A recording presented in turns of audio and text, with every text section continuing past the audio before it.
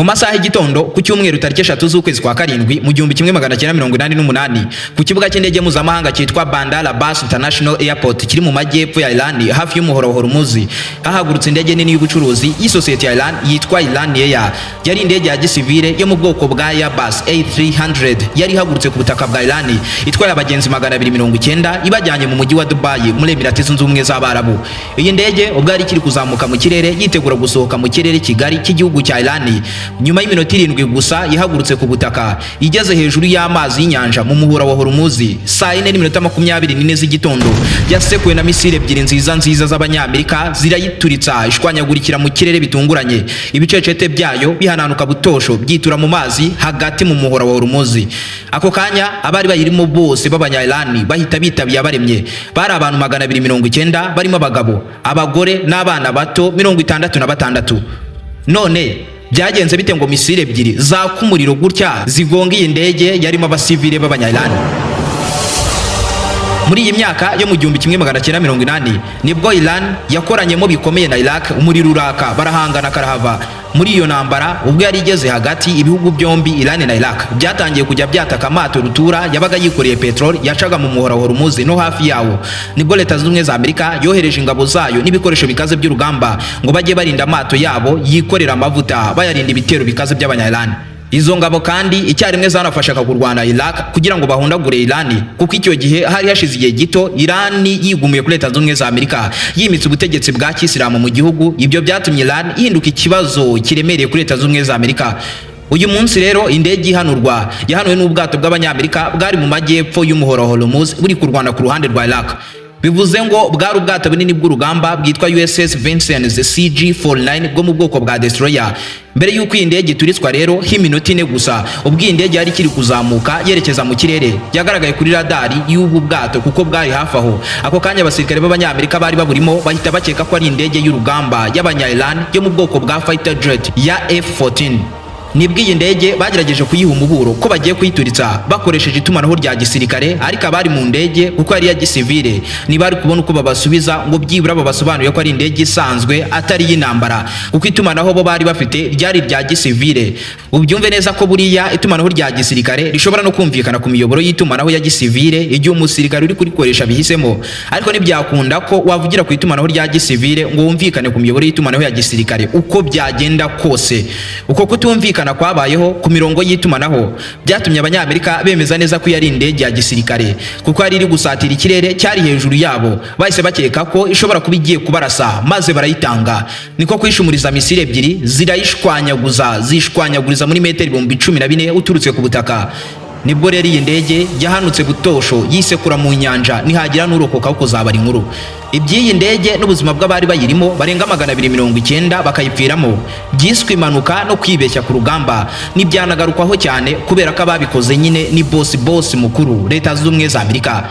Ariko ibi iyo bikorwa n'undi iki cyari kwitwa igitero kinini cyane cy'iterabwoba, kandi n'uwabikoze agahanwa by'intangarugero.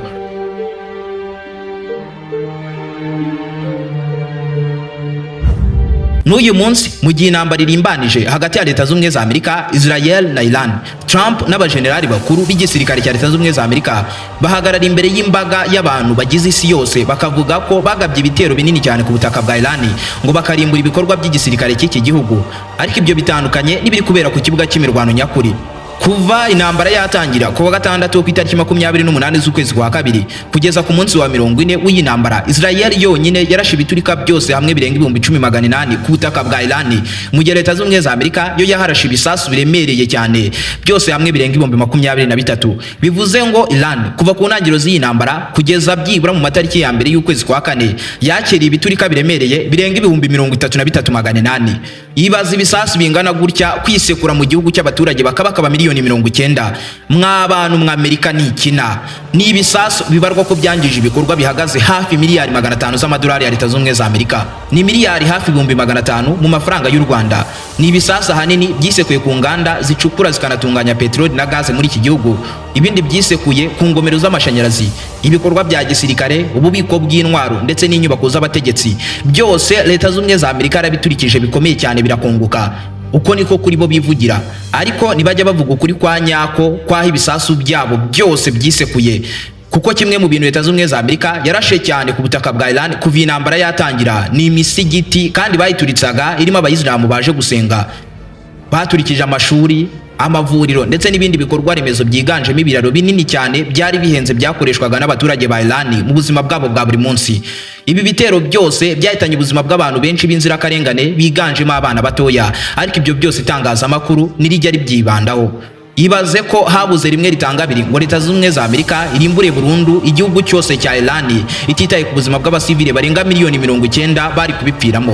And apparently, one report coming out of that meeting at the White House is that Larry Johnson nuwahoze ari umusesengura makuru mu kigo cy'ubutasi gikuru cya Leta z'Ubumwe za Amerika CIA, ubwo ari mu kiganiro cyitwa Judging Freedom Podcast gica ku mbuga z'uwitwa Judge Andre Napolitan, yavuze ko kuwa gatandatu wo ku itariki 18 z'ukwezi kwa kane mu mwaka wa 2023 ubwo harimo haba inama y'abayobozi bakuru ba Leta z'Ubumwe za Amerika muri White House i Washington DC, ngo Trump ubwe yatsa abajenerali bakuru b'igisirikare cya Leta z'Ubumwe za Amerika kode z'ibanga zikoreshwa gusa barasa ibisasu bya kirimbuzi, ngo yari afite umujinya mwinshi cyane ashaka guturitsa Iran yose akayigira umuyonga.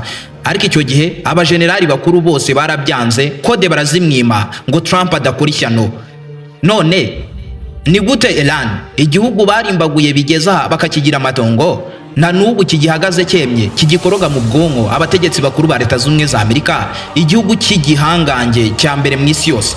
Uyu munsi ndakubwira ukuntu Iran iri guhinahina Leta z'Ubumwe za Amerika uko yishakiye mu gihe isi yose izi ngo ni igihugu cyamaze kurimbuka bya burundu. Mwayi ikaze mu gice cya 13 ku ruhererekane rw'icyegeranyo kidasanzwe kitwa Countdown to Detonation, cya gihe isaha itera ibara kimanuka yerekeza kuri zero ngo hagire igiturika gisandara. Ibya Iran na Leta z'Ubumwe za Amerika inyuma y'amarido y'itangazamakuru byifashe biti? Niba ari ubwa mbere wari wisanzwe kuri umuyoboro mugari byegeranye mu Rwanda, icyo usabwa ni ugukanda subscribe ugafungura inzogera kugira ngo ukomeze gutungurwa no gusobanukirwa na byinshi cyane bimeze nk'ibicanganye kuri iyi si nzima dutuye. Ndi Aime Christian, ikaze. Twese niko tubishaka, kwiga tugatsinda uruhushya rw'agateganyo provisoire vuba mu gihe gito gishoboka, ariko abenshi muri twe tudindizwa no kubura umwanya uhagije wo kwiga amategeko y'umuhanda. Ahanini bitewe nuko kuyiga bisaba kuva mu rugo cyangwa mu kazi ukerekeza mu ishuri riyigisha, wagerayo ugasanga n'ibiciro byo kwiga birahanitse cyane. Igisubizo kibi kandi kirambye cyabonetse hamwe na Nkotanyi Driving School. Nta kuva mu rugo cyangwa mu kazi, nta no kongera gusiganwa n'igihe ngo ugiye mu ishuri kwiga ubyigana, kuko ushobora kwiga amategeko y'umuhanda mu buryo busobanutse cyane unyuze ku rubuga wa3ibyapa.com. Ibaze ko guhera ku mafaranga 300 y'u Rwanda gusa ushobora kwiga amategeko y'umuhanda mu buryo bworoshye cyane, aho ushobora gusoma magazeti ya leta, ibyapa by'ubwoko bwose, ukareba amashusho ateguranwa ubuhanga n'abarimu b'abahanga, ukanisuzuma ukora imyitozo myinshi ku minota 20 neza nk'uko ikizami cya polisi kiba giteguye. Wasoza ukabona amanota y'imyitozo wakoze n'ibisubizo by'ukuri. Ikiza kuruta ibindi nuko ushobora kwiga aho waba uri hose ku isi, kuko uru rubuga ruboneka mu ndimi 3 zirimo Ikinyarwanda, Icyongereza n'Igifaransa. Kwigana natwe biroroshye cyane kuko birihuse, ibiciro biri hasi, wiga igihe ushakiye kandi mu buryo ushaka. Andika muri Google yawe akakanya cyangwa irindi shakishirizo wa.ibyapa.com utegurane ikizamini cyawe, icyizere cyo gutsinda.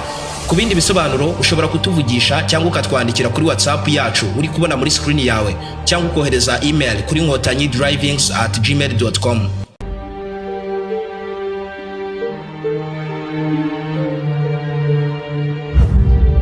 Mu gihe intambara yari igitangira, Leta z'Ubumwe za Amerika ubwayo yavuze ko yarimbuye intwaro hafi ya zose z'igisirikare cya Iran. Bavuze kenshi ko ngo barimbuye amato yose y'urugamba y'igisirikare cya Iran, ngo ndetse banarimbura akarenga 90% bya misile zose zikanganye za Iran, yaba izari mu bubiko n'izari zigikorwa mu nganda, ndetse ngo bazirimburanye n'indege z'intambara zose z'iki gihugu.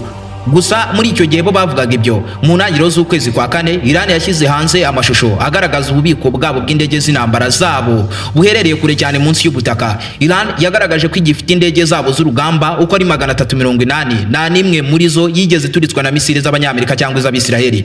Iran yagaragaje ububiko bugari burimo ibihumbi bya za misile z'ubukana budasanzwe, mu gihe Leta z'Ubumwe za Amerika yivuga ko ngo Iran nta ntwari igifite. Ibaze ko abayobozi bakuru ba Iran bavuze imbere y'itangazamakuru ko bafite misile za ballistic nabo ubwabo batazi umubare ni nyinshi ku rwego rwo hejuru, ndetse umunsi ku munsi zirushaho kwiyongera. Bivuze ngo Iran niteze gushirirwa nk'uko benshi babikeka.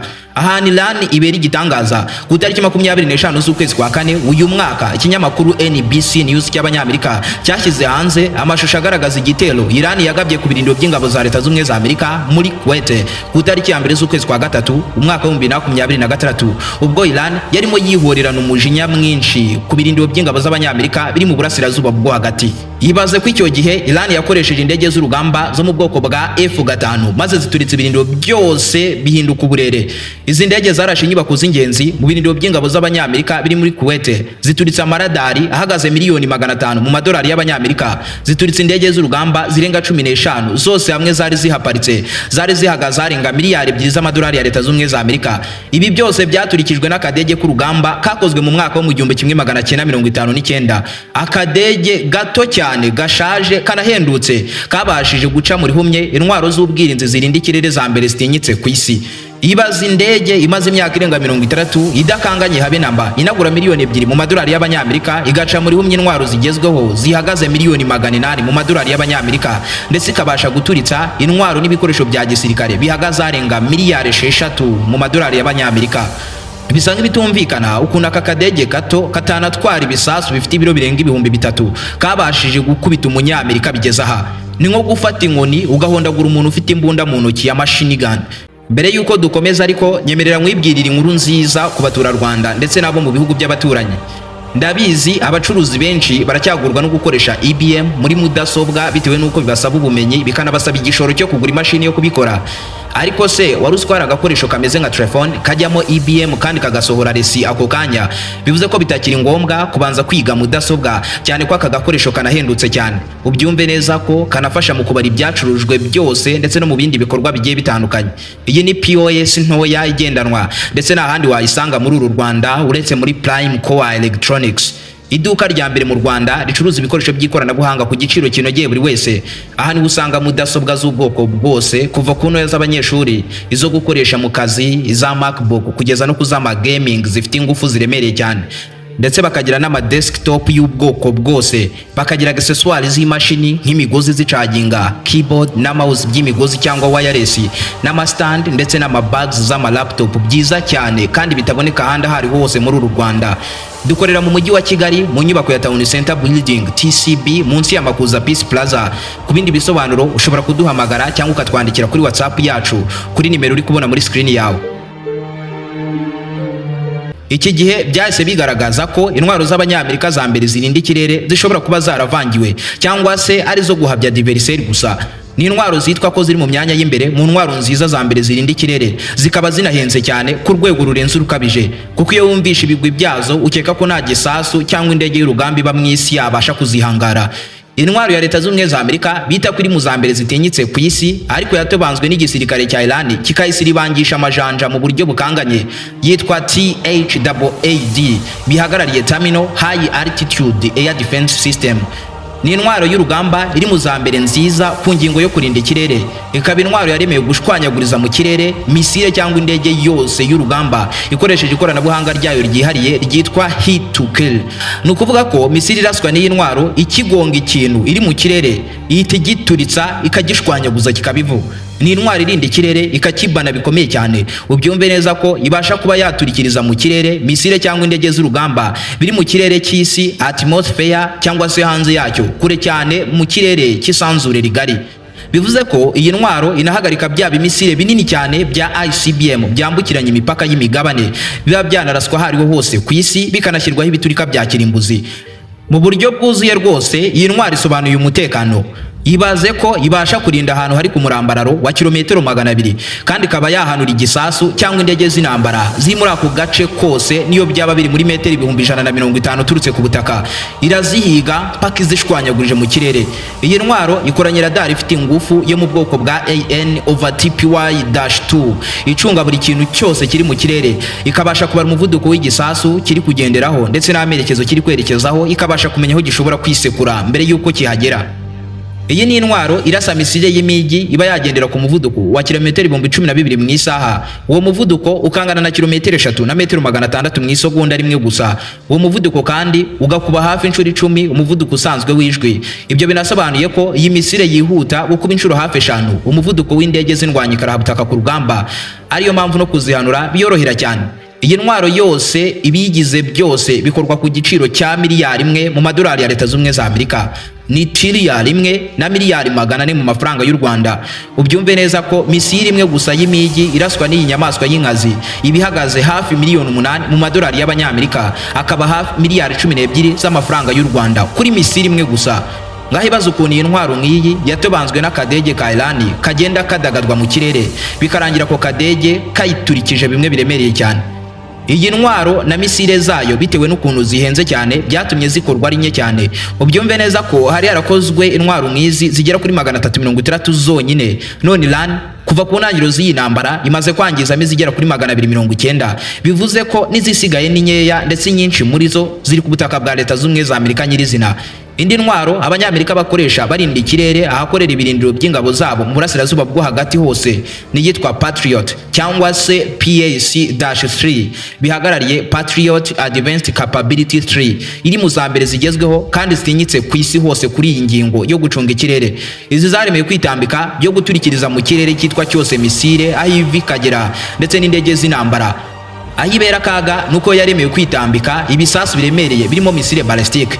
Ibaze ko iyi ntwaro yarasa ibipimo biri mu kirere hariho hose muri kilometero 30 uturutse aho iteretse kandi ku butumburuke bwa metero 35,000 uturutse ku butaka. Ikaba intwaro irinda ikirere ku rwego rwo hejuru ariko ku butumburuke buto hafi y'ubutaka. Nayo kandi ikoresha ikoranabuhanga ryayo ryihariye ryitwa hit to kill. Misile yayo igikora ku gipimo ako kanya iturika bitandukanye na misile z'intwaro yabanjirije iyi ngiyi yitwaga PAC-2 kuko yari ifite ibyitwa proximity explosion. Nukuvuga ngo misile yayo y'imijyi guturika byayisabaga gusa gusatira igipimo. Ubyumve neza ko iyi ntwaro ihenze byuzuye kuko imwe gusa yo muri ubu bwoko ibihagaze miliyari 1 na miliyoni 300 mu madolari y'abanyamerika. Naho misile yayo imwe gusa y'imijyi ibihagaze miliyoni 7 mu madolari y'abanyamerika. Misile imwe gusa ibihenze ku rwego bigoye kwiyumvisha.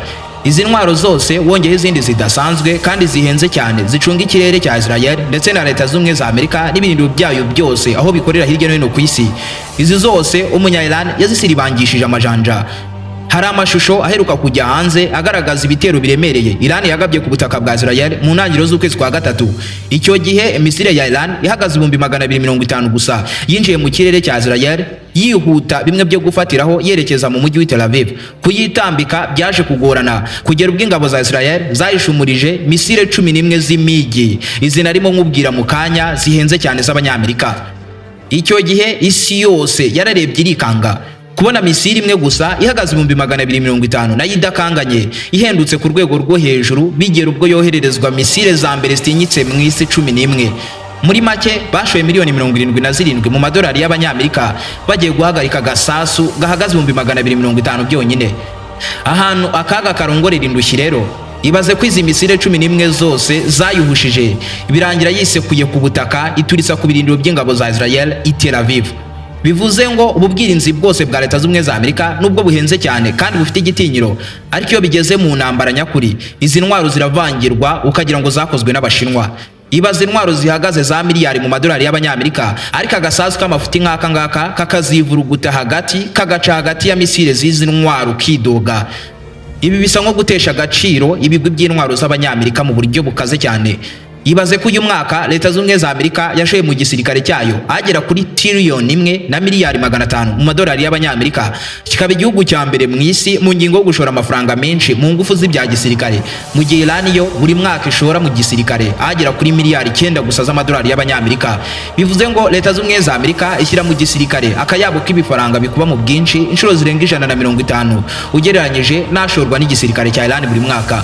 Ariko igitangaje mu gihe intambara yari irimbanije abajenerali bakuru ba Leta Zunze za Amerika basabye igihugu andi mafaranga arenga miliyari 200 mu madolari y'abanyamerika ngo babashe gukomeza kurwana n'igihugu bavuga ko barimbuye iyi ntambara igitangira ngo bakakigira amatongo.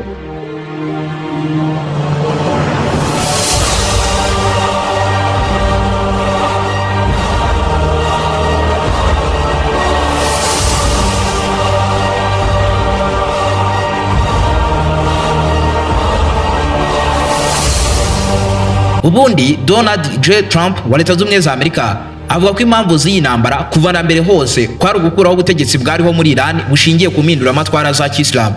Icyabaye bo bita intsinzi nuko barashe misile ku nyubako z'umukuru w'ikirenga Khamenei wa Iran zikamuturitsa zikamukuramo ubuzima, ariko nyuma yaho yasimbuwe na Khamenei wundi n'ubundi nta cyahindutse mu butegetsi, kandi ahubwo ibintu byabaye bibi cyane kuko ubutegetsi bwafashwe n'umwana w'umukuru w'ikirenga bari babanje kwivugana. Bivuze ngo Leta Zunze Ubumwe za Amerika guhindura ubutegetsi bwa Iran ntibyashobotse habe namba, ahubwo bakojeje agati mu ntozi, kandi ibyo byonyine byabatwaye arenga miliyari 50 z'amadolari ya Leta Zunze Ubumwe za Amerika. Nanone kandi Amerika igasobanura neza ko ikindi ibi bitero byabo kuri Iran byari bigamije kwari uguhagarika Iran gukomeza gukora intwaro za kirimbuzi. None na nubu hakorerwa ubushakashatsi n'ikorwa ry'izi ntwaro za kirimbuzi, hakanacukurwa uranium ndetse ikanahatunganyirizwa. Na nubu nta gisasu cya Leta Zunze Ubumwe za Amerika cyangwa icya Israel kigeze kiyasusunutsa amazuru, kuko ibyo byose byerekeranye n'ubushakashatsi ndetse n'ikorwa ry'intwaro ndetse n'ibisasu bya kirimbuzi bibera ahantu hibanga munsi y'ubutaka kure cyane, byibura muri metero nk'ijana z'ubujyakuzimu, ku rwego rw'uko nta gisasu cyo mu bwoko bwa bank buster gishobora gucukura ngo kihagere. Birangira ahubwo ibitero by'Abanyamerika na Israel kuri Iran bibaye bibi cyane ku rwego rw'isi yose, kuko Iran yahise yigarurira ubuyobozi n'ubugenzuzi bwose bw'inzira cyangwa se umuhora wa Hormuz wanyuzwagamo 1/5 bya peteroli na gas dukoresha mu isi yose. Iran irabihagarika, bitera impagarara mu isi yose, yibura n'ihenda rya peteroli n'ibiyikomokaho byose, bituma ku isi hose ubuzima buhenda ku rwego rwo hejuru.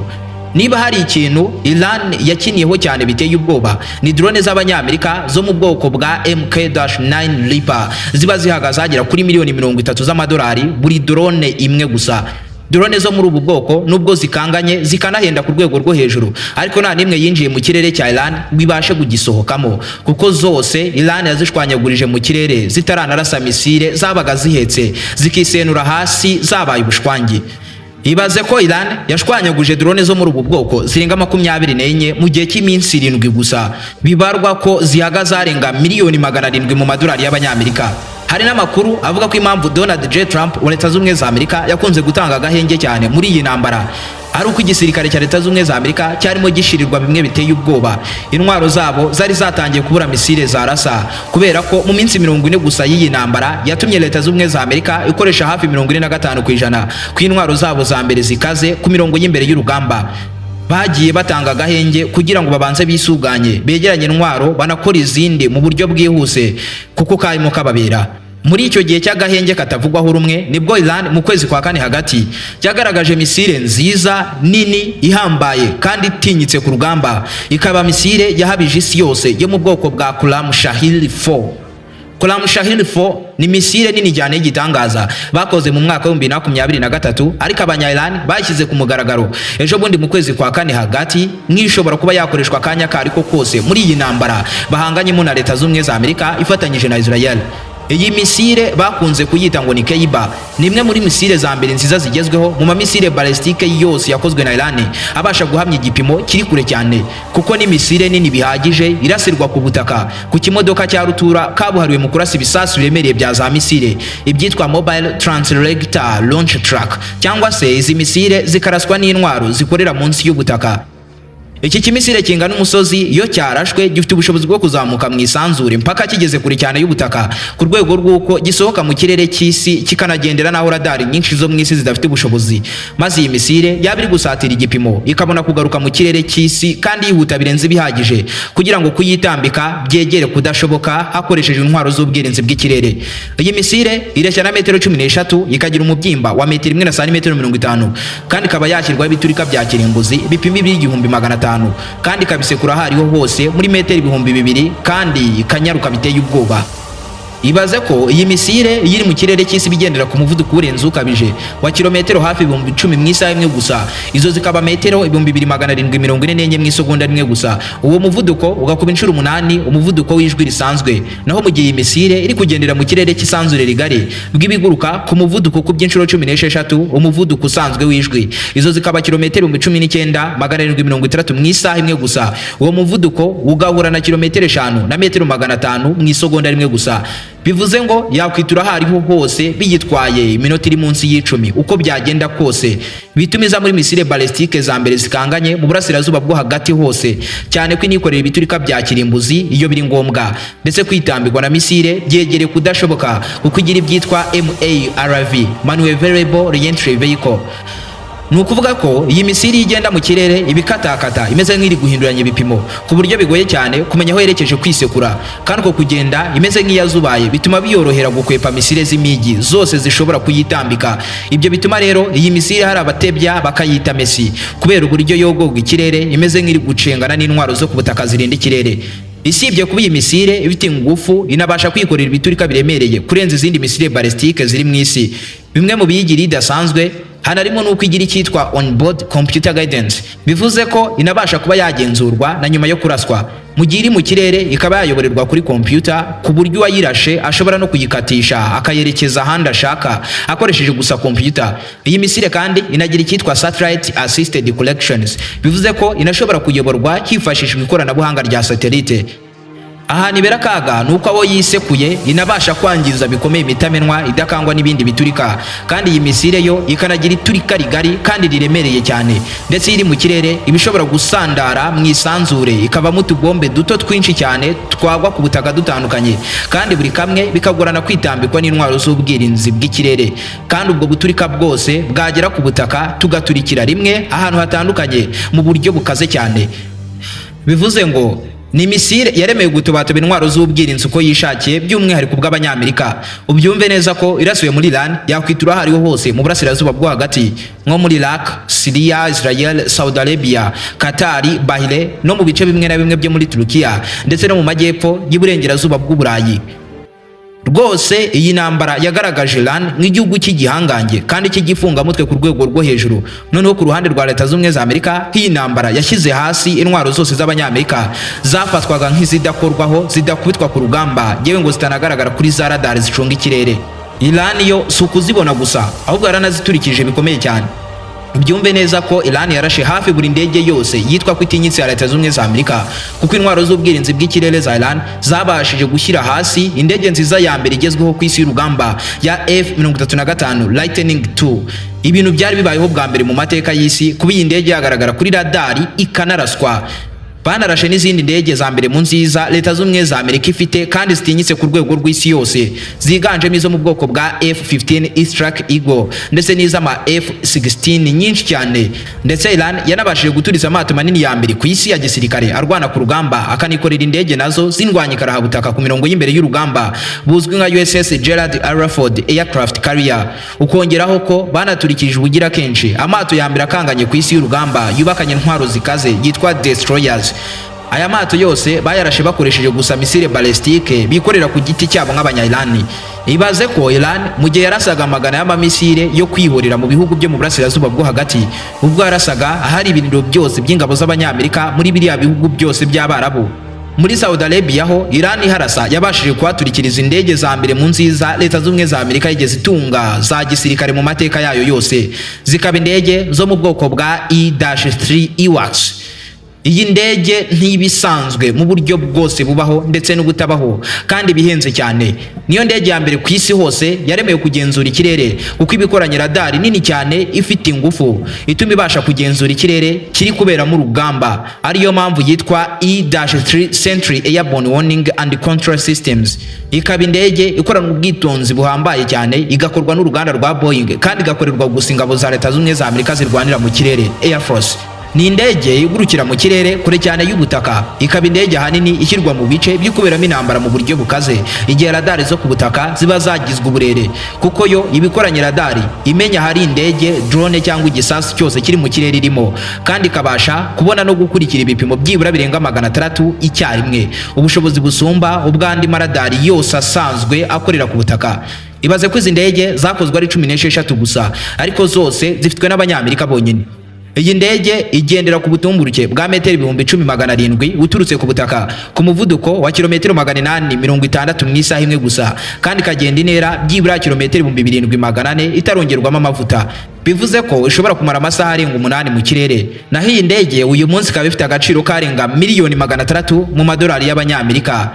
Ikibabaje cy'iyi ndege kinateye agahinda nuko yashwanyagujwe n'akadrone gato cyane k'abanya-Irani gahagaze 20,000 gusa mu madolari y'abanyamerika. Aha niho umunya-Irani abera kahebwe. Ndetse ni na dusoreje igice cya 13 kuri Countdown to Detonation. Niba ari ubwa mbere wari wisanzwe uri umuyoboro mugari byegeranye mu Rwanda, icyo usabwa no gukanda subscribe ugafungura insogera kugira ngo ukomeze gutungurwa no gusobanukirwa na byinshi cyane bimeze nk'ibicanganye kuri iyi si nzima dutuye. Ndi Aime Christian. Naho ubutaha.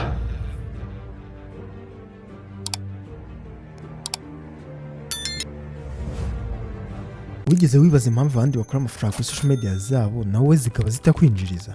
Gufitiye igisubizo. Mr. Bwoba Promoter, uyu ni umuntu umwe rukumbi uzagufasha gukora amafaranga kuri social media zawe, by'umwihariko YouTube. Tugufasha gukora monetization ya YouTube channel yawe, hanyuma ugatangira guhembwa na YouTube. Tugufasha kubona abasubscribe banyabo bazajya bareba content zawe. Tugufasha kubona watch time cyangwa se amasaha asabwa na YouTube kugira ngo applying. Tugufasha kubaka channel history mu minsi 7 gusa. Tugufasha gufungura konti ya Google AdSense ndetse tukayiverifia. Si ibyo gusa, kuko bayishaka n'izisanzwe ziri verified turaziguha. Ikindi kandi tugufasha kubona konti za Google AdSense zidakata ibyo bakunda kwita zero tax, ku buryo amafaranga yose winjije kuri YouTube uzajya uyahembwa yose uko yakabaye. Tugura ndetse tukanagurisha YouTube channel. Si ibyo gusa, kuko tunaguha aba followers na likes byanyabyo haba kuri Instagram, TikTok ndetse na Facebook. Witinda, twandikiye kuri WhatsApp kuri 0789 957 117 cyangwa uduhamagare kuri 0783 356 327. Hamwe na Mr. Bwoba Promoter birihuta kandi birizewe.